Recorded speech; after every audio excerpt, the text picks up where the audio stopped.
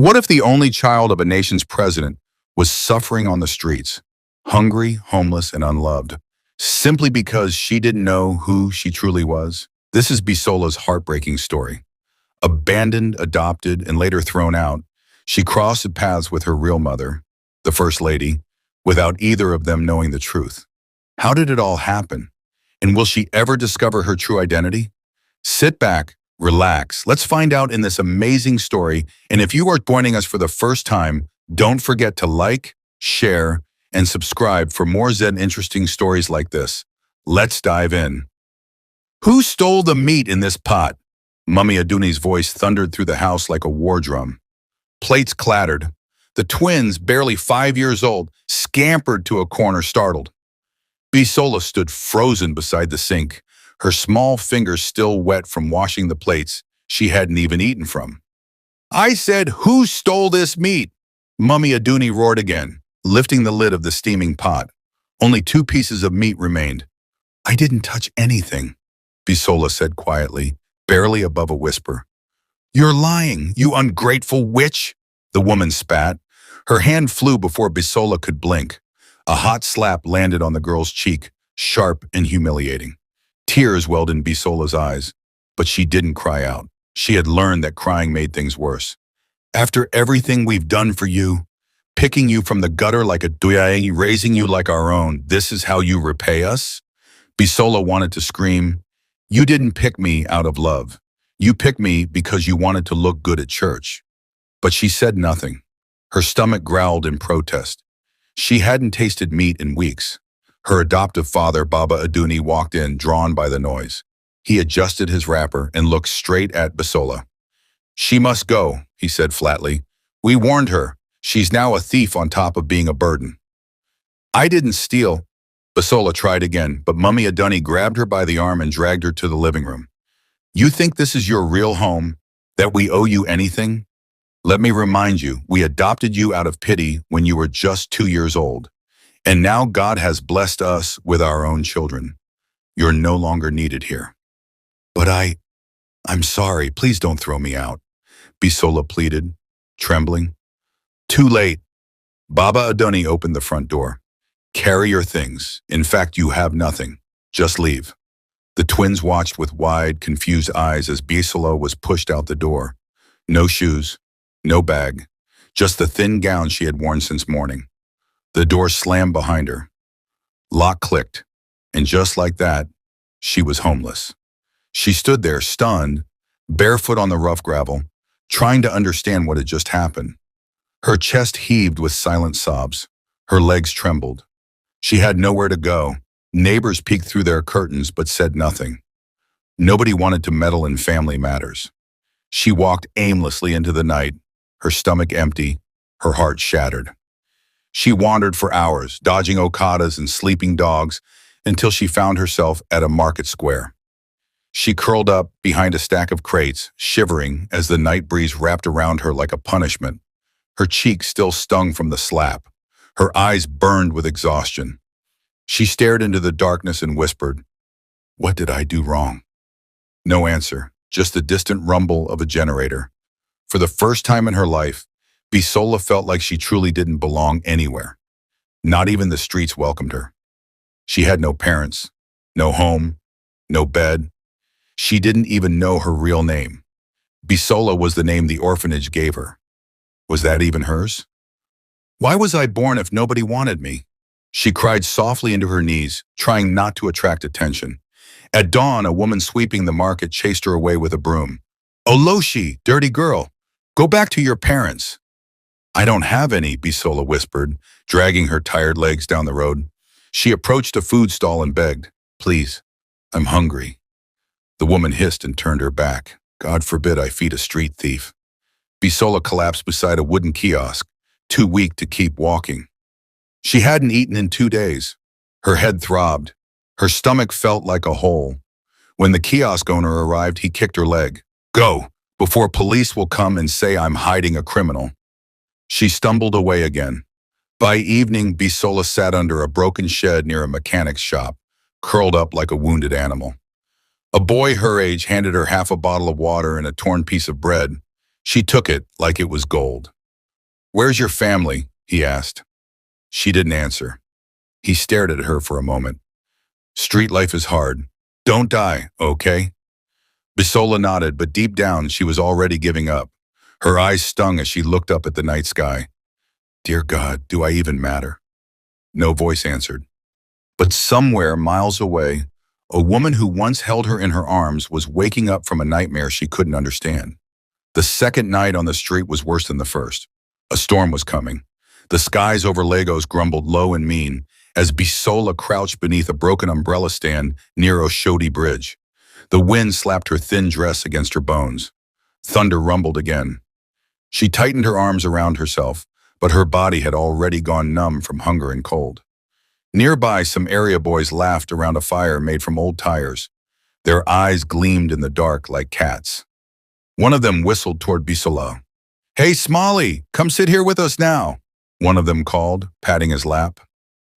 Bisola didn't move. Another boy stood up and began walking toward her. Her instincts screamed. She grabbed her slippers and ran, barefoot, heart pounding. She didn't stop until she reached a gutter behind a locked shop.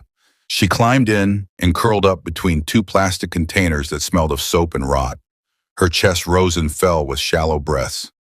She was 13, alone, terrified, and invisible. By morning, her lips were dry and cracked. Her throat burned. Her stomach was hollow. She wandered into a busy street near a food canteen and watched people eat steaming plates of rice and stew. Her nose twitched. Her legs shook. She waited until one woman stood up to answer a phone call, then crept toward the plate and quickly grabbed a spoonful of rice. "Thief!" someone shouted. She froze. The woman returned and slapped her across the face before she could explain. A crowd gathered instantly. "Na small pikin, leave her," one man said. "She go grow turn armed robber," the woman snapped. "This is how they start." A bystander offered her a sachet of water. She took it and ran, tears blinding her eyes. She collapsed beneath a mango tree near the main road, breathing heavily. A small boy beside her pointed. "Auntie, your leg is bleeding." She looked down and saw a deep scratch on her ankle. She didn't even feel it. The pain was too far behind the pain in her heart. That evening, she found a small park bench at Alakuko Junction. She sat beside an old beggar woman with gray hair and watery eyes. "You're too young for this life," the woman said, not unkindly. "I was kicked out," Bisola whispered. "You have parents?" Bisola hesitated. "I don't know who they are. The people who adopted me threw me out last week." The old woman nodded slowly. "There's something dangerous about being forgotten. You start to feel like maybe God forgot you too." Bisola lowered her head. The woman gave her a piece of boiled corn. "Eat. You'll need your strength." She chewed slowly, tears streaming down her face with each bite. The next day, Bisola tried to beg at a car park. She stretched out her hand toward a woman in an SUV. The driver rolled up the tinted glass. "You again?" a kiosk owner shouted. "I warned you not to beg here." "I'm just hungry," Bisola pleaded. The man picked up a stick and charged toward her. She ran again. Her legs ached, her back throbbed, but she ran until her lungs burned. She found herself at a street market and collapsed beside a bucket of oranges. The seller hissed and moved her goods away. Bisola curled up beside a cement block and tried to sleep. That night she had a dream. A woman in a blue wrapper stood beside a river, crying. "Where is my daughter?" the woman kept repeating.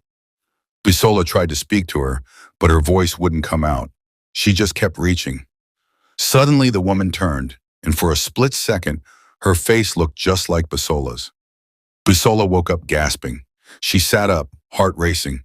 Who was that woman? Was it her mother? She'd never seen her face, never even dared to imagine what she might look like. But something in her chest told her that dream meant something. The next morning, she decided to try something different. "I'll go back to where it all began," she whispered. The name came to her like a whisper in her head. All Love Orphanage.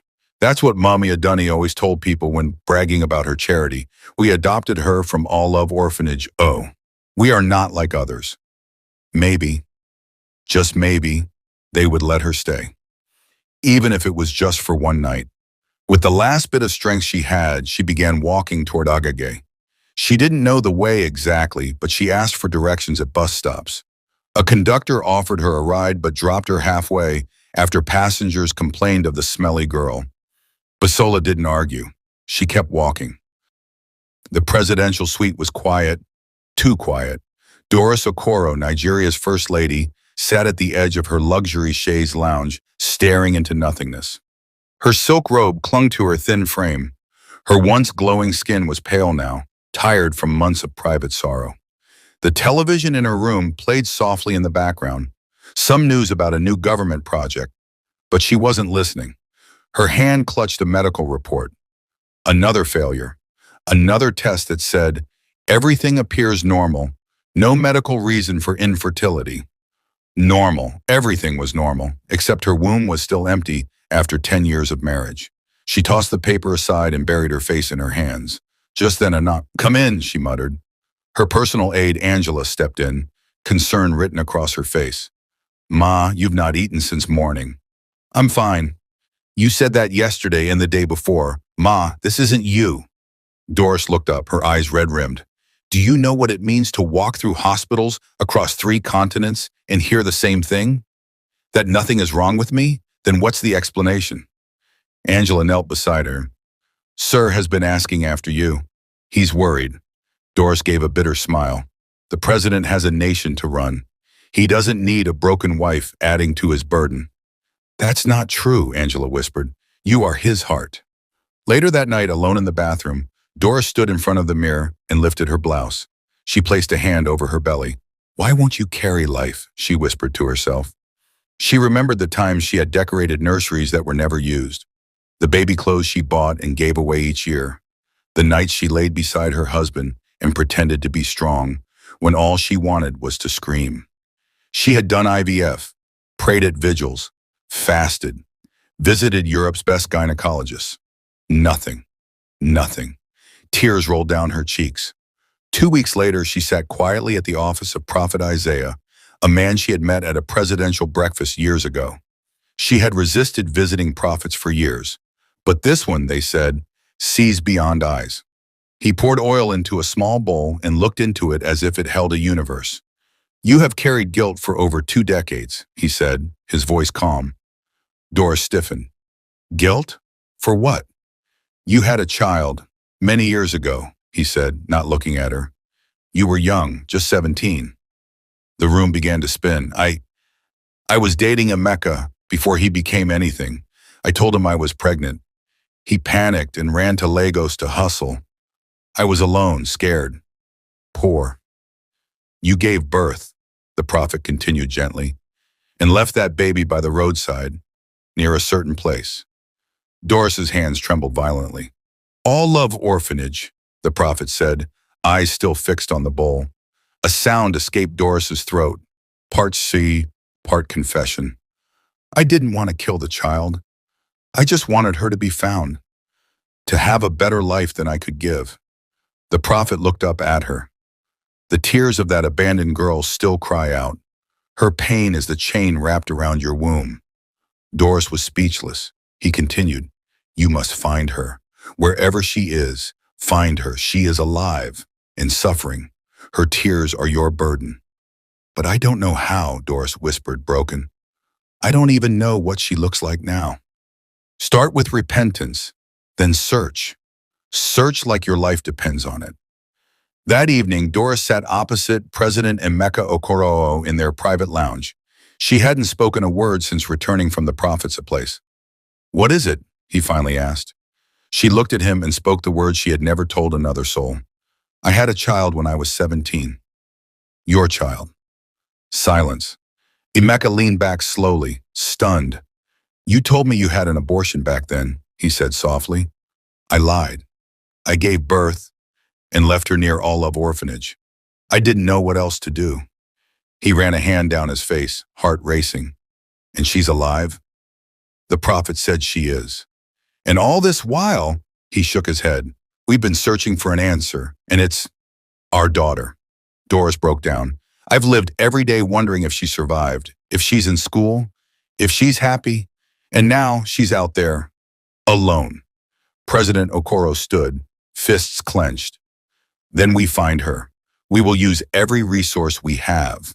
We will comb this nation. Doris wiped her tears. But what if she hates me? Then we will earn her forgiveness. The next morning, Doris released a public statement. A bounty, $1 million for anyone who could help locate her missing daughter. She didn't give details. No names, no photos, just this. 22 years ago, I left a baby girl near All Love Orphanage in Lagos. If you know anyone who matches this story, please reach out. You will be rewarded. The news exploded nationwide. Journalists ran with headlines. People on social media speculated. And somewhere across the city, Bisola sat under a broken kiosk, holding a torn bread crust, shivering under the early evening rain, completely unaware that the most powerful woman in the country was looking for her. And not just as a savior, but as her mother. The morning after the First Lady's announcement, Nigeria woke up to chaos. $1 million, that was all it took. TV screens, radio jingles, Twitter feeds, newspapers. Every outlet buzzed with the same breaking story. First Lady offers $1 million to find long-lost daughter. Some mocked her, some wept for her, but most saw an opportunity. From Lagos to Kano, stories poured in. I used to work at All Love Orphanage, one woman claimed on AIT News. There was a girl with a birthmark on her arm. I'm sure she's the one. An old man in Onitsha stood outside his compound holding a framed photo of his late granddaughter. She was adopted. Maybe she's the one. Inside the presidential villa, the First Lady's phone rang non-stop. Her assistant Angela sifted through the calls, desperate to separate truth from scam. Madam, someone in Ibadan says his daughter matches the age and has a similar birth story. Another call from Benin. Someone says her neighbor's niece was adopted from Lagos and has a mark on her back. Any call from All Love Orphanage? Doris asked. Angela shook her head. Nothing yet. Doris turned to the large map on her wall. A red pin stuck into Lagos marked All Love Orphanage. A line drawn across to Abuja. We're close, she whispered. But why does it feel like we're so far? Meanwhile, in a secret meeting at the Presidential Situation Room, President Emeka Okorowo was not smiling. He had just been briefed by National Security. Your Excellency, we've had over 7,000 calls and submissions in less than 48 hours, the director of DSS said. 90% are hoaxes or people trying to exploit the bounty. The president's jaw tightened. And the remaining 10%? We're still verifying.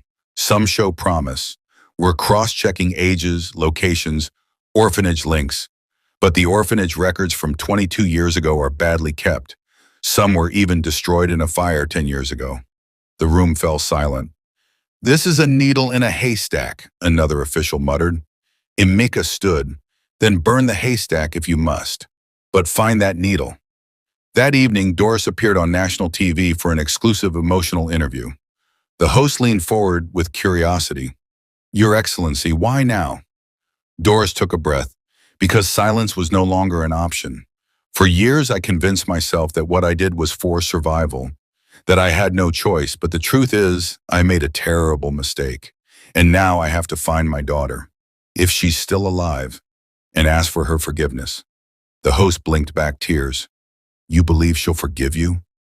I don't know, Doris said honestly, but I know she deserves to be found. Even if it's just to say, I'm sorry I left you behind. The camera zoomed in on her trembling lips, and in the back room of a small buka in Mushin, a woman paused her dishwashing to stare at the TV. Shebi, that's the First Lady crying like this? The man beside her scoffed. She dey find peak and she abandon. Abeg, na stunt. You go see like 100 girls claim am now. But in a corner of the buka, sitting quietly with her plate of leftover jollof, a girl with dust on her feet and pain in her eyes was staring too. Bisola. She didn't understand what the tears on the screen meant. She didn't even know who the First Lady was. But something about the woman's face stirred something deep inside her, like a whisper from a forgotten dream. Back in the villa, President Okoro returned from a press meeting and found Doris alone on the balcony. She was crying again. Another fake lead, she said, her voice brittle. A family in Enugu forged adoption papers. He wrapped an arm around her shoulders. You're getting closer. These things take time. No, Emeka. What if she's dead? What if she never even made it to the orphanage? What if someone took her and she's alive? Doris turned to him. How do you know? Because there's still pain in your eyes, he said gently, and pain doesn't live where death has already settled. She's out there, somewhere, Moa. She broke again in his arms. But that night in a dark room 2 blocks away from Agege Market, a woman sat in front of her laptop scrolling through news articles. She zoomed into the photo of the First Lady, then at the girl she had recently kicked out of her home. Bisola. She was adopted from All Love Orphanage. That's what they told me, the woman murmured to herself. And then she whispered one name. Could it be? She clicked her email inbox and began to write anonymously. To Office of the First Lady. Subject, I think I know the girl you're looking for. Madam First Lady, this one looks promising. Doris looked up, eyes heavy from another sleepless night. Angela placed a file on the glass table before her, one among the dozens that had piled up in the last week. She matches the age. The woman who brought her says the girl was left at a church in Agege 22 years ago, raised by nuns. She even has a birthmark on her arm. Doris sat up, her heart skipped. Where is she? In the waiting room.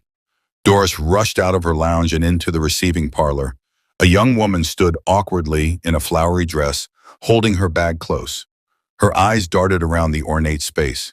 Doris smiled and approached her. My dear, what's your name? Rebecca, Ma. May I see your arm? Rebecca slowly unbuttoned her sleeve. There it was, a birthmark, almost in the exact same place. Doris's eyes filled with tears. But then, Angela came rushing back in, whispering in Doris's ear. Her voice dropped like a stone. She confessed. She drew it with ink. It's fake. Doris's entire body sagged. She turned to the girl, betrayal in her chest. Rebecca burst into tears. I'm sorry, Ma. I just wanted the money. I didn't mean to hurt you. I swear I'm hungry. I've been homeless for months. Guards escorted her out. Doris collapsed onto the nearest chair. Another false lead. Another open wound. Over the next 3 days, 12 more girls came forward. All lies. Some had been coached. Some were orphans, yes, but the timelines didn't match. The adoption centers had no records. The stories fell apart under light questioning. Doris stopped eating. She barely spoke. The media began to question her intentions. Some journalists whispered that it was all a publicity stunt for public sympathy. Others speculated that she was mentally unstable from stress. At night, President Okoro sat beside her, rubbing her hand as she stared blankly at the ceiling. Maybe this is punishment, she said quietly. Maybe God really shut my womb forever. Don't talk like that, he whispered. I abandoned a baby. I threw her away like garbage. And now the whole world is watching me try to fix what I broke. But I can't even find her. What kind of mother doesn't recognize her own child? You were a child yourself, Doris, and we both made mistakes. But if there's any justice left in the world, we will find her. In a dusty alley in Lagos, Bisola wiped her hands on a rag and stepped away from the back of the buka where she had just helped wash a mountain of plates. The owner, Mama Nine, gave her a bottle of water and waved her off. No food today, she said. Business was slow. Bisola didn't argue. She nodded and walked slowly into the street. Her body was shrinking. Her cheeks were hollow. Her bones stuck out through her dress. But her eyes, they still burned with the will to survive. She had asked around and finally gotten directions to All Love Orphanage. She was planning to go. She just needed strength.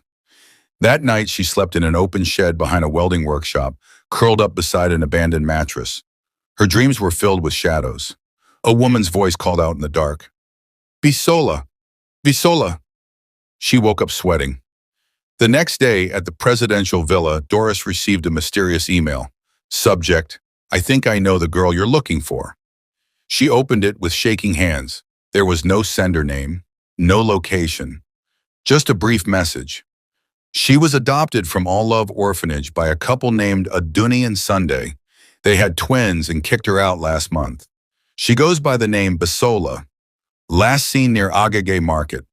Attached was a blurry photo of a thin girl in ragged clothes standing outside a kiosk. Doris zoomed in. The image was grainy, but something struck her deep in the chest. The eyes. They reminded her of someone, but she couldn't trust her emotions anymore. She had been wrong too many times. Angela stood beside her, reading over her shoulder. "Should we trace the IP address?" "Already on it," said a voice behind them. It was DSS Director Ibrahim. "The email was sent from a public cafe in Machine. We've dispatched officers to speak with the cyber cafe owner and check the CCTV footage." Doris clutched the photo. Something about this girl. There was a pain in her stare that mirrored Doris's own soul. "Find her," she said, "and check with all Love Orphanage." "Yes, Ma," Ibrahim replied. But even as the search teams mobilized, Doris stood before her mirror that night, touching her cheek, trying to see the younger version of herself. "If I do find her, will she forgive me?" she whispered to her reflection. There was no answer, only silence, and the quiet, ticking sound of time running out. Bisola could barely feel her legs as she dragged herself along the dusty roadside, her thin slippers flapping against her cracked heels. She hadn't eaten since yesterday, a dry biscuit given to her by a meat pie seller who felt sorry for her. But today, her body had reached its limit. Her stomach was a hollow drum. Her head buzzed, but she had only one goal: All Love Orphanage. She didn't know what she expected to find. A bed, a plate of rice, someone who would finally care. She didn't even know if they would recognize her. After all, she was only 2 years old when she was adopted. But it was the only place she had ever been claimed, even if only for a while. She finally saw the gate, faded yellow paint, a cracked wooden sign that read, "All Love Orphanage Home, where every child is loved." Bisola stood at the gate for a long time, gathering strength. Her hands trembled as she knocked. Nothing. She knocked again, harder. Finally, the small square window creaked open. A middle-aged matron in a green wrapper peeked out. Her eyes were sharp, tired. "Yes? What is it?" "Please, Ma. I'm looking for help. I used to live here. I was adopted from here when I was 2. I don't have anywhere else to go." The woman looked her over with a judgmental eye. "How old are you?" 13. "Shh," the woman clicked her tongue. "We don't take teenagers. Government rules we only accept children under 10. "Please, Ma," Bisola begged her. "I've been on the street. I haven't eaten. I have nowhere to sleep." The woman narrowed her eyes. "You think you're the only one suffering, eh? We're full. No space. Go back to whoever threw you out. I can help sweep, wash clothes. I just want to sleep somewhere safe." The window slammed shut. Bisola stood frozen. Then she knocked again, harder, more desperate. "Please, please, Ma, I'll do anything." The woman shouted from inside, "If you don't leave, I'll call the police." Bisola collapsed to her knees. Her arms dropped, her face buried into the dusty ground. Her whole body shook as she cried. On the other side of town, the presidential convoy was being prepped. Angela entered the First Lady's quarters with a calm urgency. "Ma, we traced the tip from yesterday. The name matches. Bisola. She was adopted from All Love Orphanage. DSS confirmed it." Doris's heart raced. "And where is she now?" "We don't know exactly, but we spoke with a woman who used to live in the same compound as the Adunas. She said the girl was thrown out for allegedly stealing meat." Doris flinched. "She's been living on the streets since then," Angela added. "In the orphanage?" Doris asked quickly. "They confirmed that a girl named Bisola was adopted from their facility 13 years ago. The record is barely readable, but the name is there. Age matches. Location matches." Doris stood up. "Get the convoy. I want to visit the orphanage today." Back at the orphanage gate, Bisola had slumped to the ground. Her body was weak. Her eyes burned. The sun blazed above, but she felt cold. A group of younger children inside the orphanage peeked through the gate, whispering, "She's crying. She's dirty. She said she lived here before." No one helped. No one opened the gate. Bisola finally stood up, leaning on the wall for balance. Her hands were shaking. Her stomach groaned. Then, sirens. A long convoy of black SUVs began approaching from the other end of the road. Children and staff from the orphanage rushed to the gate to look. "Ah, it's the First Lady," one of the nannies shouted. "Everybody line up! Line up!" The compound exploded into organized chaos. Children rushed to wear uniforms. Staff fixed headscarves. Banners were unfolded. But at the gate, one child still sat there. Bisola, too weak to stand, too forgotten to matter. The convoy pulled up. The doors of the lead SUV opened. Doris Okoro stepped out in a white lace gown, surrounded by security and aides. Cameras clicked as she waved. Then she froze. Her eyes landed on the girl at the gate. Alone, dirty, crying. Something in her chest pulled violently. She walked forward and spoke quietly to her guard. "Who is that?" "No idea, Ma. Probably another street child." Doris moved past the cameras, past the cheering staff, and knelt before the girl. "Hello, sweetheart. What's your name?" Bisola looked up slowly. Her lips trembled. "Bisola." Doris blinked. Her breath caught. "Where are your parents?" "I don't have any." "Where do you stay?" "The street. I came here to ask for help, but they said I'm too old." Doris turned sharply toward the matron. "You turned her away?" "She's not eligible, Ma. Over 10. We follow regulation." "I don't care about regulation," Doris said firmly. "This one is coming with me." The matron's mouth dropped open. "But Ma, I said she's coming with me." Bisola stared at her in disbelief. "Would you like to come with me?" Doris asked softly. Bisola nodded, still unsure if this was real. Doris took off her white scarf and wrapped it around the girl's shoulders. "Come, my dear, you're not sleeping on any street again." As the convoy pulled away, the cameras captured a once homeless girl, now sitting beside the First Lady. But what they didn't know, what Doris didn't yet know, was that the girl whose hand she held was her own flesh and blood. Bisola sat silently in the back seat of the First Lady's SUV, her frail body wrapped in Doris's silk scarf. Her hands were folded tightly in her lap. Every bump on the road made her flinch. She kept looking around, unsure if this was a dream. A few hours ago, she was begging to be let into the orphanage. Now she was inside an air-conditioned car with leather seats, riding with the most powerful woman in the country. Doris glanced at her from time to time. Something about the girl tugged at her. Her eyes, her posture, the way her lower lip trembled when she was nervous.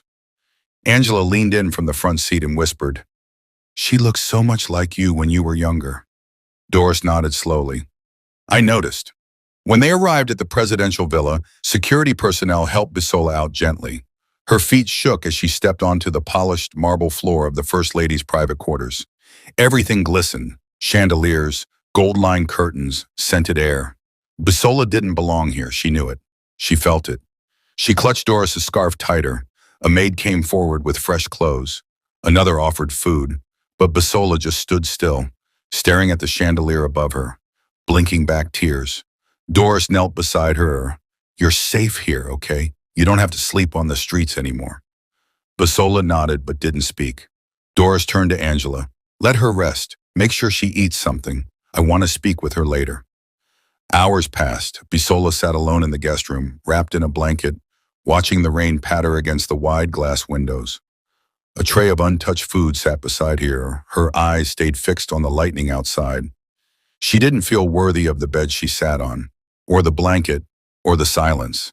Back on the streets, people like her weren't seen. Here, it felt like too many eyes were watching.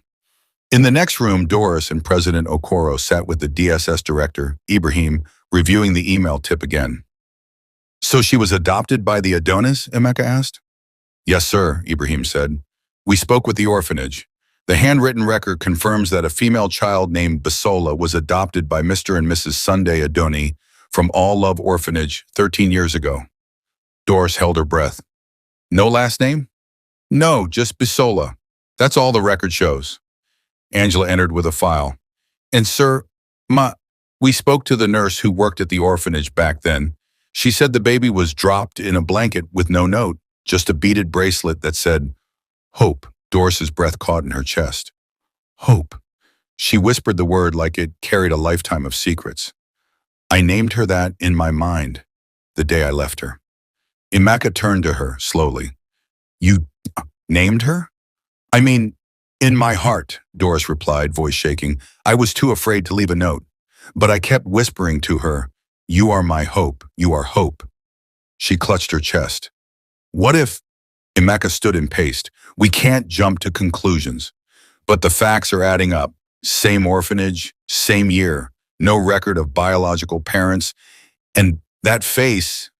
He turned the screen to show a photo taken of Bisola when she arrived.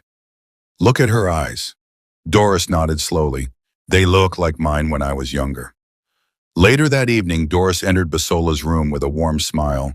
The girl sat up quickly, nervously adjusting the blanket. You don't have to be scared, Doris said gently, sitting beside her. You can talk to me. Bisola swallowed. Thank you for helping me. Do you remember your life for the Adonis? No, I was just told they adopted me from the orphanage.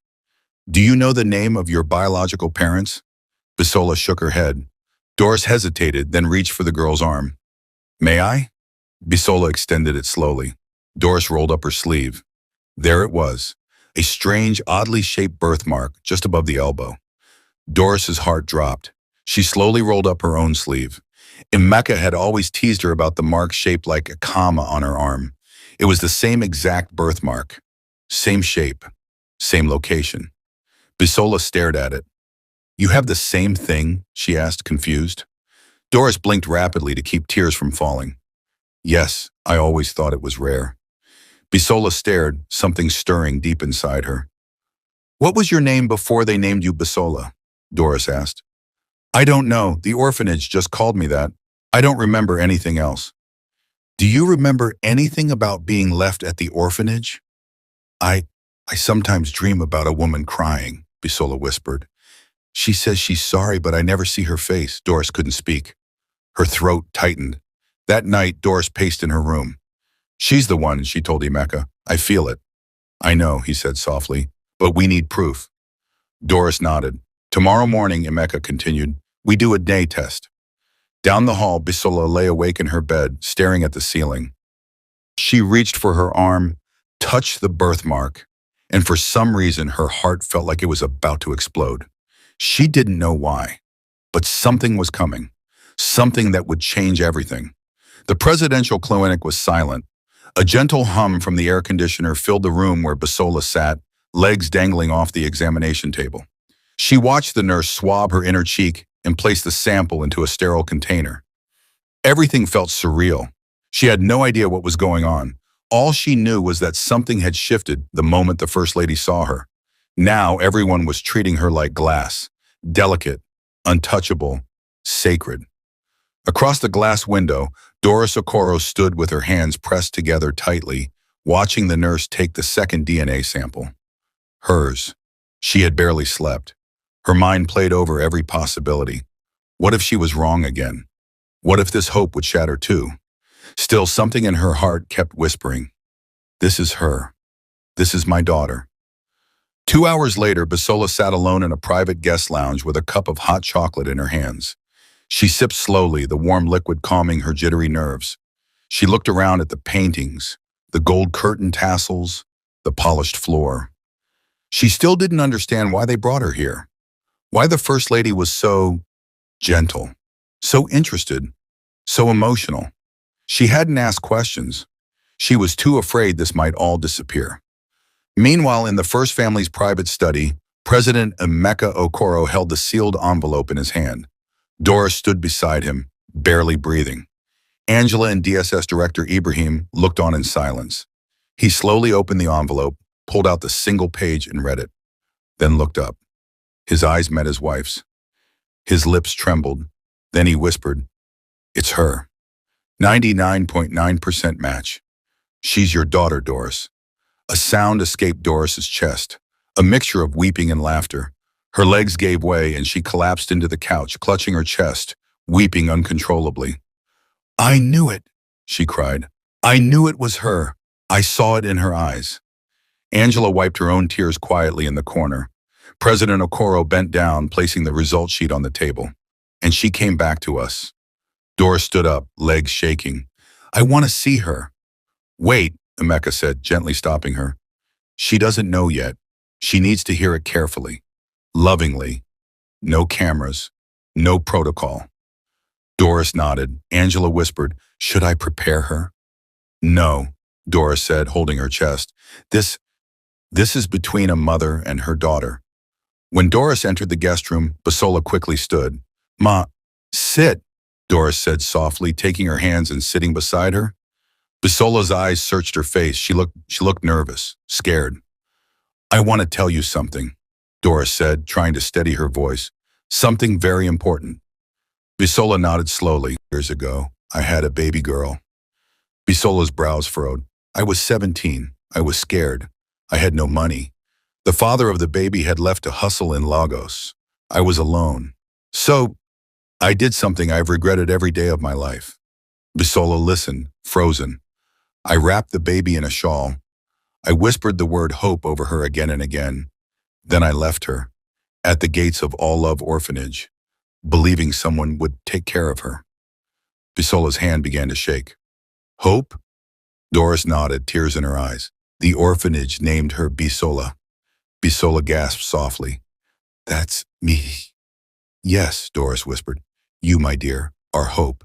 You are my daughter. Bisola stared at her, eyes wide, breath stuck in her throat. I didn't know until recently.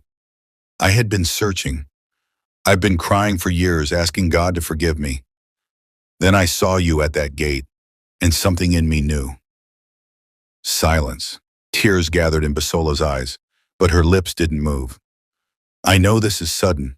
I know I don't deserve your forgiveness, but I need you to know that I love you. From the moment I laid you down that day to this moment, I have never stopped loving you. Bisola burst into tears. She leaned forward and collapsed into Doris's arms, sobbing. For the first time in her life, someone was holding her, not out of pity, not out of duty, but out of love. Real motherly love. Doris rocked her like a baby, her tears soaking the girl's dusty hair. My baby, she whispered. My little girl. I thought nobody wanted me, Bisola cried. I thought I was a mistake. No, Doris said, cupping her face. You were never a mistake. You were a miracle, and I'm sorry I couldn't see that sooner. That night, the presidential villa glowed with light, but there were no press conferences, no media alerts, no grand speeches, just a quiet, intimate dinner. Doris sat beside her daughter, spoon-feeding her bits of soft rice and chicken. Angela watched from the corner, weeping softly. President Okoro raised a toast with sparkling apple juice. To family, to restoration, and to hope, our living miracle. Bisola looked around, overwhelmed. She wasn't dreaming. This was real.